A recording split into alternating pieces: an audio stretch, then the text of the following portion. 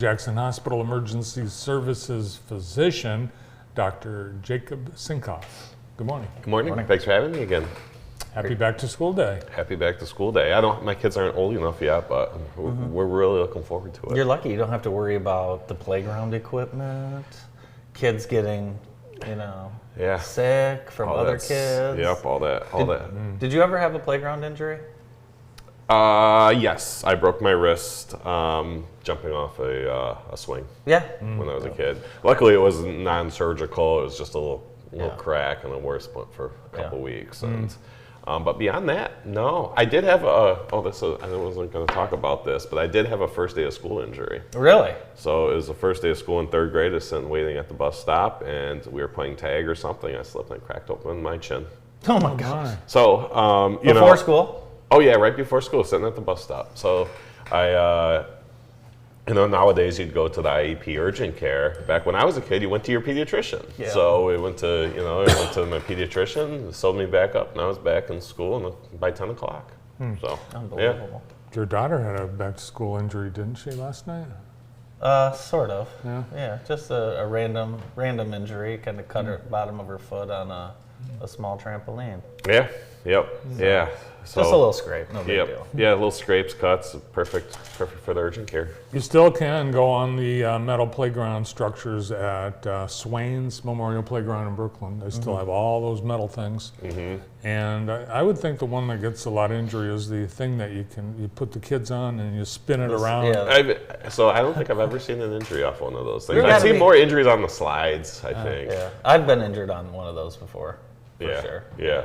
Yeah, there's one at Lions Park. You can Really? You can get it. So, yeah. I used to love those. Down at Lake Leanne, there's a one of those metal spinny things. Those are fun. So yeah, the kids like those too. So as we were just talking about Jackson County's early back to school.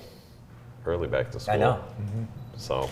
Yeah, the state, people might not realize this here in Jackson, but the state of Michigan has a law that school can't start until after Labor Day, as not to the tourism industry to keep the workforce out of school. But Jackson County, we've had a waiver for several years. It's had to be at least 20 years, and I think there's some other districts in the state that do have a waiver as well. Yeah, there are. But yeah, I think each year we talk about it more and more. Yeah. So obviously starting school earlier. A lot of heat related, kids want to go out. Sure. It's of course beautiful today, but I know by the end of the week it's supposed to start getting warm again. So, being conscientious of heat related illnesses, especially when the kids are out at recess, before or after school, make sure drinking lots of water, not so much pop or anything like that is good. A lot of parents have had their eyes on their kids all summer, 5 days. They know their routines, eating habits. What are some things that we should maybe be watching out for when they get home? Well, making sure they're staying hydrated and talking about routines is very important. So can you imagine, for 3 months you don't go to work, you don't do anything, you're staying up late at night, and all of a sudden one day it's like, yep, you're going to wake up super early, you're going to go to school, you're going to meet all these new people. So anxiety, which so having proper eating habits, trying to get a routine. Even I know school's already started, but for the kids that haven't started school yet, a week before maybe getting in the proper sleep routines and everything like that's very important, because it's almost like starting a new job, except you're meeting a bunch of new people. Pretty much your whole routine changes just in a single day. So thinking about that and the impact it has on your children that might not have the same coping skills that an adult would have is something to think about for sure. Yeah, so when I was a jerk, when I was getting dropped off at school every day, it was just my anxiety, just so you know. Yeah, it was always anxiety. Mom, hope you heard that. Yeah, it's my wife talks about, every time she goes to school, she got all these stomach problems. So she was lactose intolerant and was forced to eat, milk and have some milk and cereal every morning. So maybe think, listening to your kids too, and but yeah, that's a big change for kids and something to think about. So, and the parents, I think, are just so happy that school's starting, can drop them off and have some free time. Well, kids, they're going from 3 meals a day of cereal to now I think they get cheese pizza and they wash it down with milk. That's got to be disruptive to the. 100%. Yeah, because the diets change. Diet will completely change too. So that's one thing I see a lot of times in the emergency department or urgent care.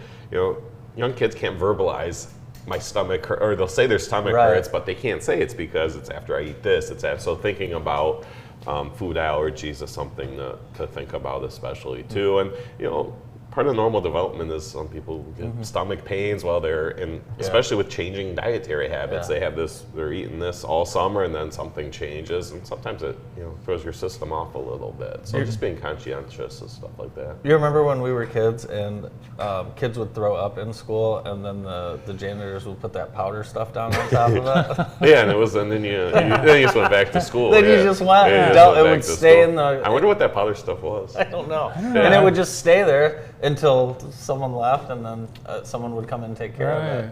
Yeah, it must have been like dry it up. I don't know. Just throw a little powder on it, and we're good to go. Yeah, it was like it had like a pink hue. It was like white pinkish. Yeah. We'll look into that next time you're here. We'll get some of that powder. I was gonna say I haven't seen that powder in a while. I wonder where you can get that. I'm sure they still have it at some of the schools. I feel like I need it for my cat at home too. Yeah. It might help clean it. It seems like it works pretty well. I think each teacher had a bag of that powder. Yeah. And as soon as someone threw up, but someone always threw up on the floor in the middle of the classroom. Well, and our soap dispensers in school was the powder. You'd push the not plunger us. in. We're not of that age. You're not as old as me, but that's the soap we had. Yeah. I haven't seen the powdered soap yet. Interesting. It's You sure?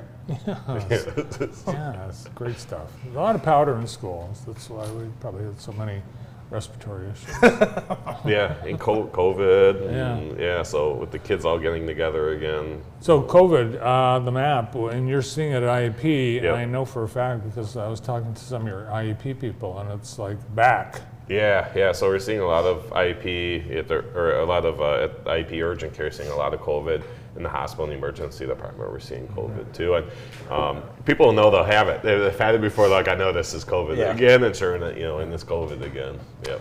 All right. Well, thanks for your back to school tips, and we hope everyone has a great, safe, and healthy back to school experience. Thanks for coming in. Yeah, thanks for having me again. Thanks.